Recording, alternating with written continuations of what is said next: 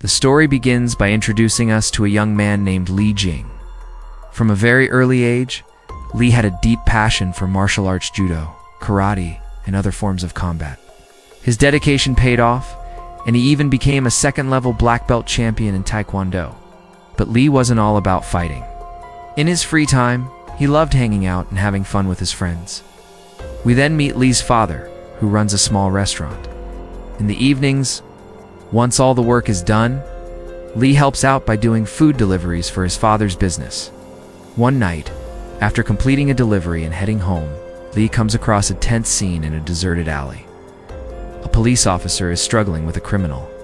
The officer is trying to apprehend the thug, and without thinking twice, Li jumps in to help. Just as the criminal is about to strike the officer with a broken glass bottle, Li arrives at the perfect moment and saves him. The criminal, however, refuses to back down, so Li delivers a powerful kick that knocks him unconscious. During the fight, Li notices something unusual, a black electric anklet strapped around the criminal's leg. He has no idea what it is. The police officer, Venice, is deeply impressed by Li's bravery. Due to his injuries, Venice is hospitalized, while Li receives an award from the police department for his courage. Soon after, an officer named Park visits Li. He reveals that in this city, there are about 500 people wearing black anklets on their legs. These are actually GPS trackers that allow the police to monitor their locations. These people are, in fact, part of a dangerous group. These criminals weren't just any offenders. They'd recently been released from prison after serving time for serious crimes. The police keep a close eye on them to prevent them from committing any new offenses. Officer Park approaches Li with an offer. He wants Li to join their team. At first, Li hesitates. But Park explains that they need martial arts experts for this job. The officer Li had saved Venice would be out of action for a whole month due to his injuries. Park tells Li that until Venice returns, he can work with their team. Li's friends encourage him, saying, "Go for it, man. It's a great opportunity." And even his father gives him his blessing. The very next day, Li officially joins the police force. But this isn't your typical department here. Officers don't wear uniforms, and they don't need warrants to question criminals. Their main job is to track the locations of criminals via the black anklets and ensure that whenever the tracker's battery drops below 30%, they call the criminal to get it recharged. If the criminal doesn't answer or tries to be tricky, the officers go to the location, interrogate them, and if necessary, make an arrest. For the first few hours, Li finds the job boring. He even doubts whether he can stick with it for long. That changes when he notices a criminal's anklet battery is running low. Li calls the criminal, but the call is abruptly cut off. Checking the criminal's record, Park discovers that he had been imprisoned for a sexual assault case. Without wasting a moment, Park takes Li along to the criminal's location. At the house, Li spots a window without iron bars. He tells Park that the criminal clearly plans to escape through it. Park prepares to approach the front door while Li waits outside for the jump. Sure enough, the criminal is still trying to assault a girl inside. To escape, he leaps out the window, but Li is already waiting. With a swift kick, Li subdues him. Park is impressed by Li's courage, and they arrest the criminal and take him in. During this operation, Li realizes that this job isn't just exciting, it's also thrilling and meaningful. He feels a deep sense of satisfaction, having saved the girl's dignity. 2 days later, the team tracks down another criminal, this time one who is lurking in the park, eyeing children playing there. Li wants to rough him up a bit, but Park stops him, saying, "We can't take the law into our own hands. Any misuse could backfire during the investigation." Every day, Li learns something new.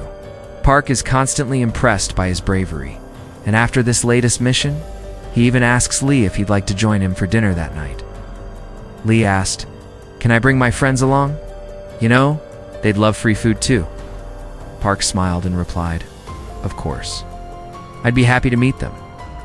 That night, Li arrived at the place Park had mentioned, bringing along his 3 friends. They all enjoyed a hearty meal together, laughing and having a great time.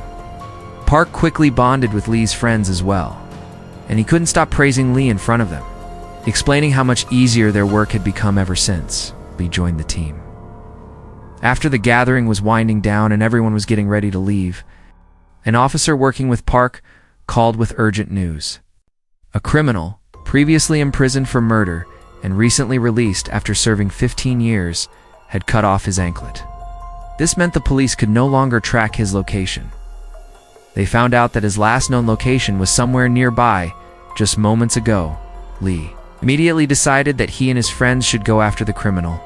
One of Lee's friends had a drone, and with its help, they quickly spotted the man. Since Park couldn't move as fast in the field, Lee went alone to confront him. As soon as Lee reached the location, the criminal lunged at him with a knife.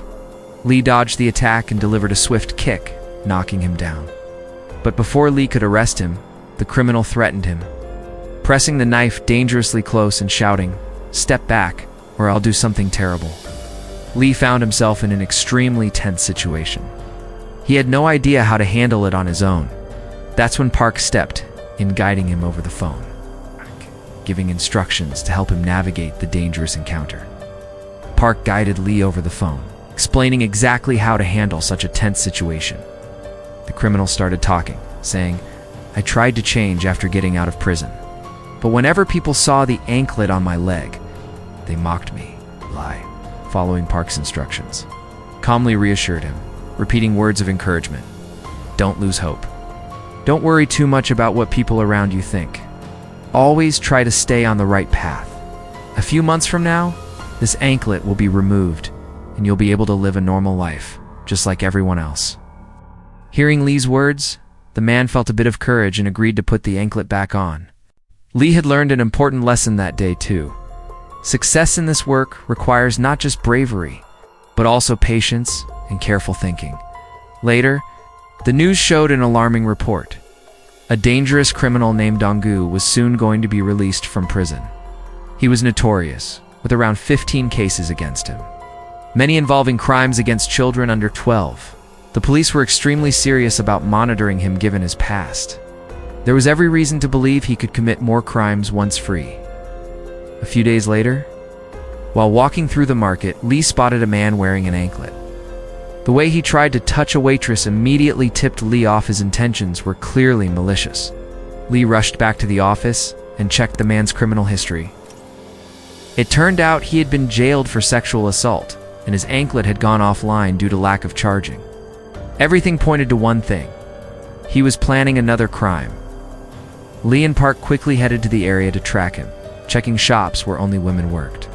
Meanwhile, the criminal tried to stay under the radar and ended up at a women-owned barbershop. He assaulted the owner and seemed to gain control of the situation. But just in time, Lee arrived, took action, and stopped the crime before it could escalate. After this, the police held a meeting to decide which team would keep a close eye on Donggu.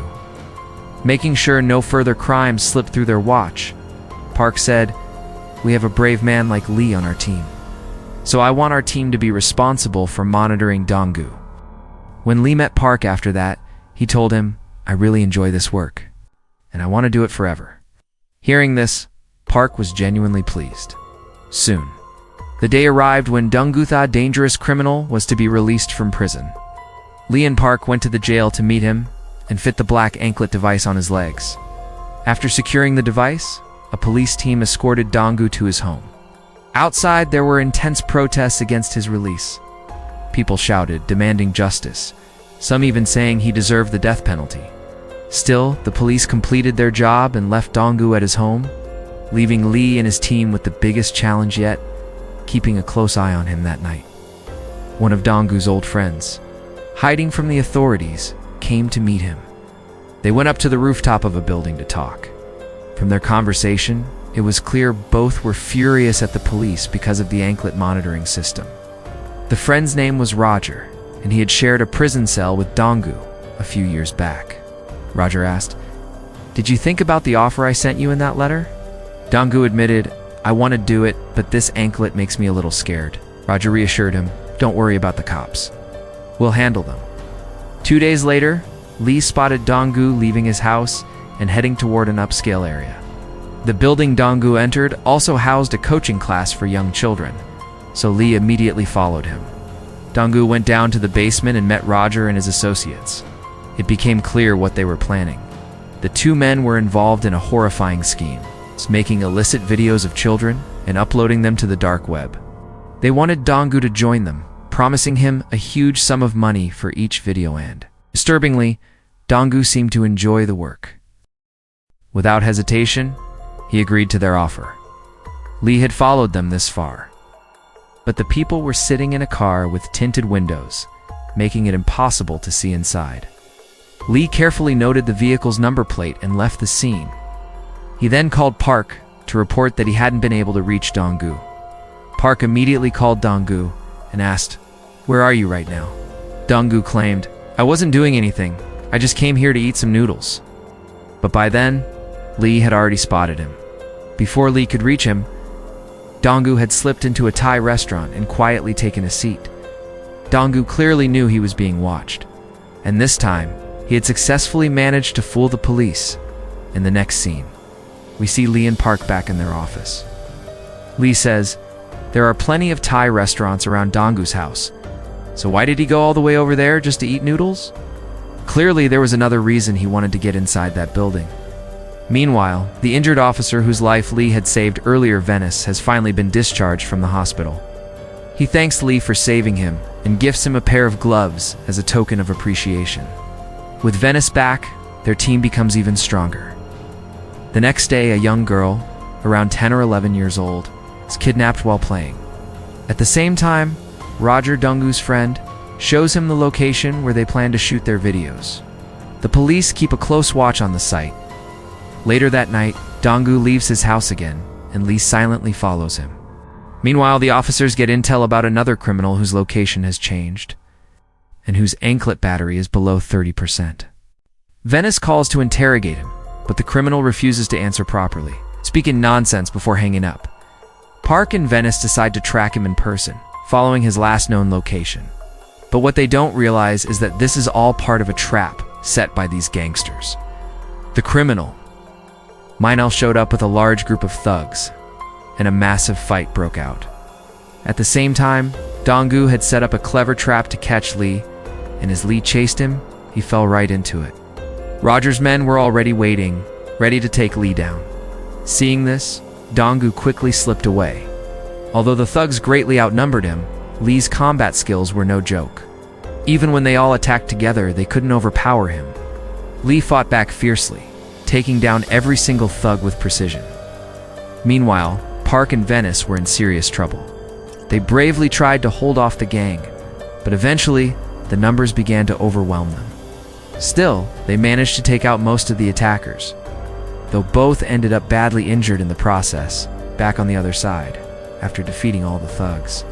Lee continued his pursuit of Donggu and finally reached the location where they planned to shoot the illicit videos. As he entered the basement, he heard the terrified screams of a young girl. Lee immediately knew that the disgusting Donggu must be there, despite repeated attempts. The door wouldn't open, so Lee broke a window and climbed inside. Donggu was there with his friend Roger. Lee confronted them and began fighting both mercilessly. However, as a police officer, Lee had certain limits. He couldn't kill them. Taking advantage of this restriction, the criminals attacked Lee with knives. In the intense fight, Lee was badly wounded while trying to subdue them.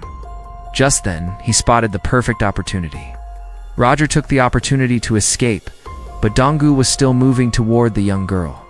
Lee fought him fiercely, landing blow after blow. But Donggu struck back with his knife, seriously injuring Lee. Just then, the sound of police sirens blared in the distance. Panicked, Donggu fled to save his own life. Lee, risking everything, managed to rescue the girl, but due to his severe injuries, he had to spend the next few days in the hospital. Lee's father was heartbroken, seeing his son in such a state. He even regretted allowing him to take this dangerous job, thinking, "If only I hadn't agreed to let him do this." After a few hours, Lee regained consciousness, and the first thing he asked about was Donggu. His senior officers informed him that Donggu had successfully escaped and, by now, had even cut off his anklet. Meanwhile, Park had suffered a serious neck injury and would have to stay in the hospital for several months. And poor Venice. He had bled so much during the fight that he didn't survive. Hearing all of this, Lee was devastated. He had never imagined that this job would expose him to so much bloodshed and loss. Later, when the team attended Venice's funeral, the mother of the young girl Lee had saved that day was also there. She handed Lee a heartfelt thank you note from her daughter and explained, "My daughter is still deeply traumatized. She's so scared that she won't even step outside.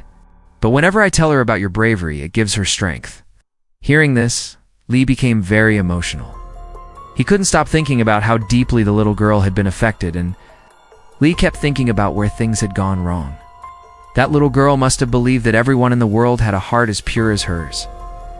Later, when Lee went to meet Park, Park told him firmly, "Stay out of this case now. The crime branch will take over from here. They'll handle everything."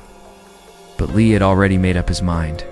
He decided that he would catch Dong-gu himself with the help of his friends. Without hesitation, his friends agreed to stand by him. Lee still remembered the car number he had seen that day while following Dong-gu to the basement. Using the vehicle number, they managed to trace the owner and locate his house. All four of them went there and took the man into custody.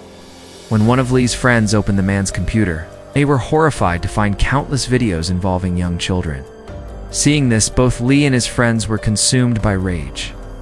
In a moment of uncontrollable anger, Lee struck the man in the eyes with a trimmer, injuring him. Terrified for his life, the man revealed Dong-gu's whereabouts.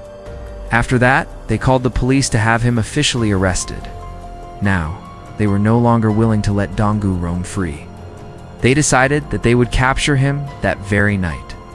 Just as they were about to leave for their final mission, Lee's father stopped them. Worried, he said, "This is extremely dangerous. I don't want you risking your life like this anymore." Lee tried to make his father understand. He said, "That man is worse than an animal. If we don't stop him as soon as possible, he'll keep committing these crimes. And if we all start living selfishly, thinking only about ourselves like everyone else, then crimes like these will never end."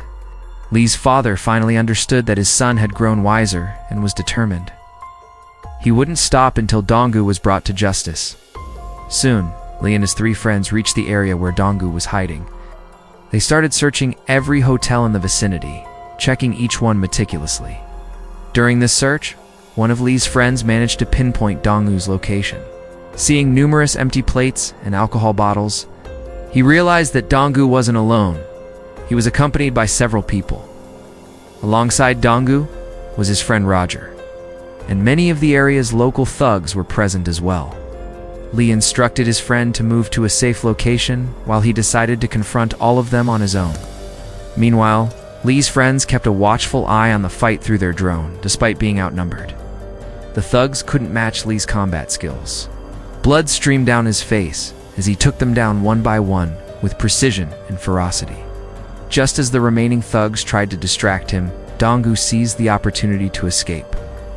But Lee's friends continued tracking him using the drone camera.